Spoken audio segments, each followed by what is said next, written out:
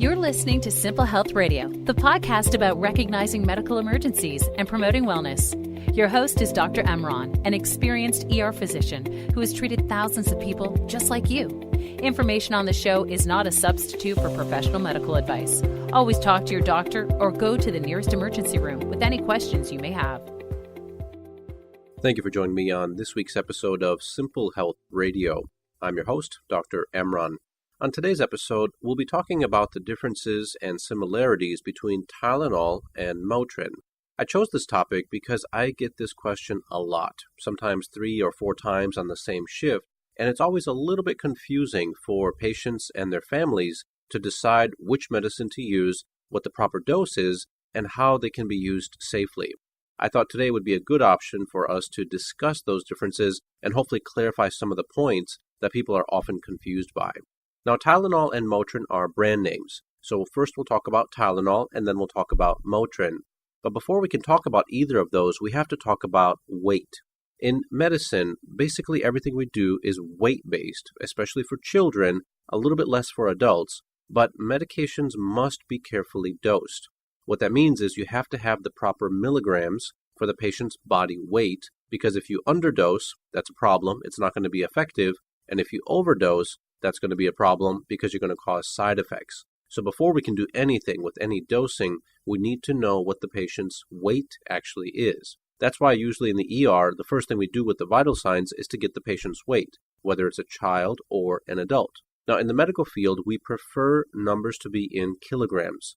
I know that a majority of the countries in the world use kilograms, but in the United States, pounds are generally more common. So oftentimes we have to convert pounds to kilograms and then base all of our calculations after that value is calculated. Now, for example, if a child weighs 20 pounds, how do we know how many kilograms that is? So there's 2 ways that you can do it.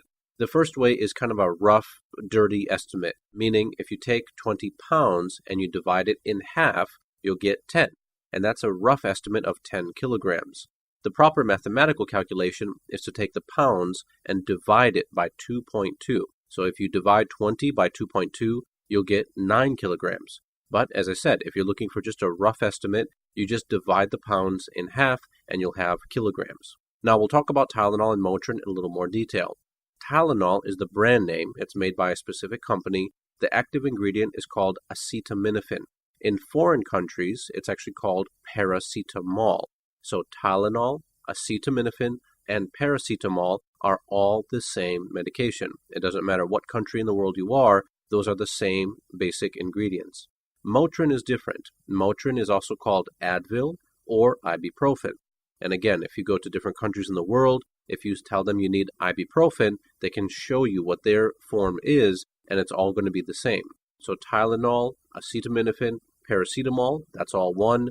Motrin, Advil, ibuprofen, that's another. Now, we talked about the dosing for Tylenol. It's actually based on 15 milligrams per kilogram.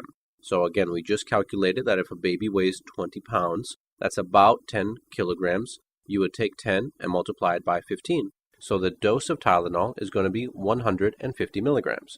Very simple. With Motrin, it's going to be 10. So for example, if our baby weighs 20 pounds, half of that is about 10 kilograms. You just multiply by 10. So the Motrin dosing would be 100 milligrams.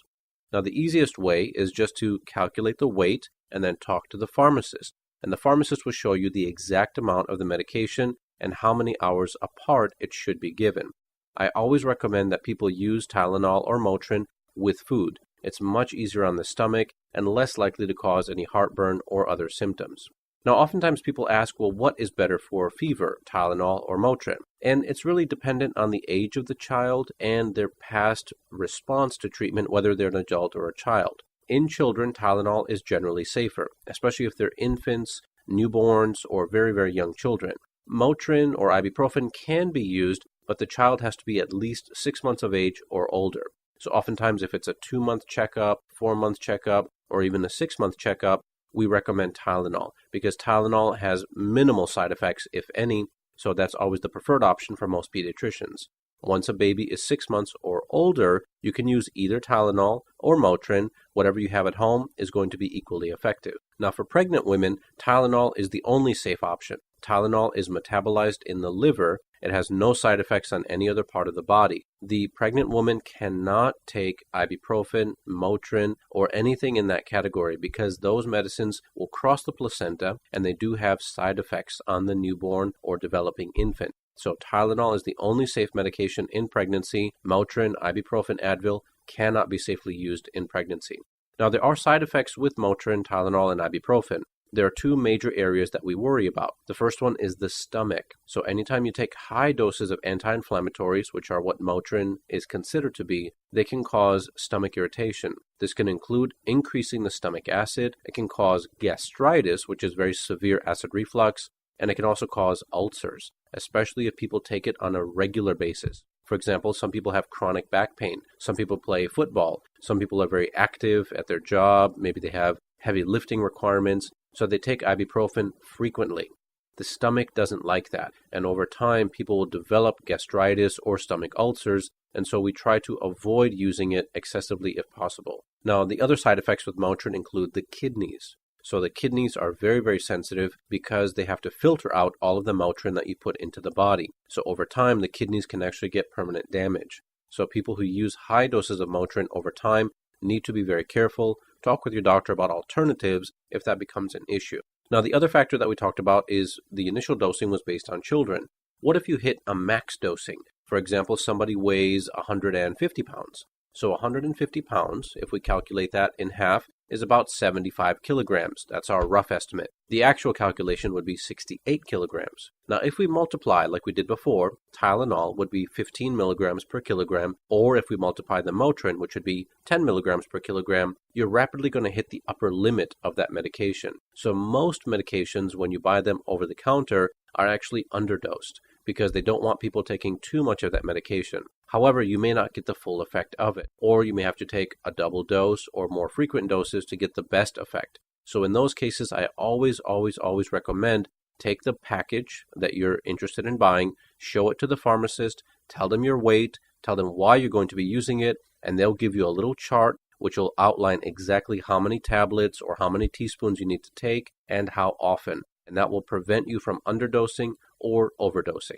Now, there are a couple of other points to keep in mind. There are situations where the fever may continue despite using Tylenol or Motrin. In those cases, we recommend alternating. So, for example, the first dose, you can try Tylenol. If the fever has returned, then you go to Motrin. If that one's working, but the fever returns, then you go back to Tylenol. For some people, alternating back and forth is safe and effective, and people can figure out which one is actually working best for them. But you also have to let your pharmacist or your doctor know about any other medications you're taking, whether they're prescription or over-the-counter. For example, a lot of cough and cold medications actually have Motrin or Tylenol already in them.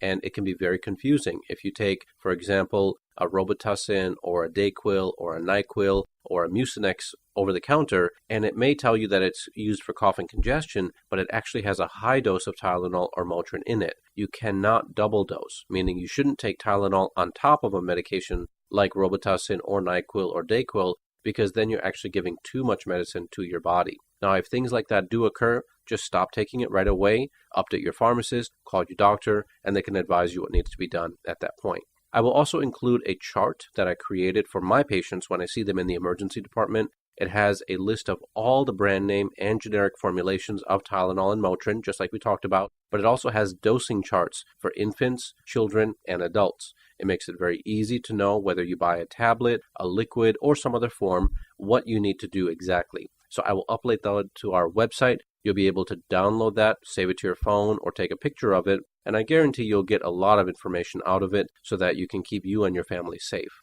I hope that you learned a little bit of information about Tylenol and Motrin today. If you benefited, please send us a message on social media. We have a very active Facebook following. Tell us your experiences or other tips and tricks that you've learned in how to dose these medications properly, and I look forward to having you folks back on a future episode.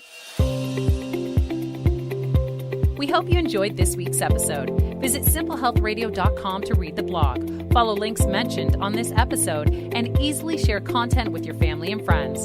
Subscribe to the show on iTunes, Spotify, YouTube, Spreaker, iHeartRadio, and the 3 and Out Radio Network. Be sure to connect with Dr. Amron on Twitter, Facebook, Instagram, Pinterest, and Tumblr to send us your questions and ideas.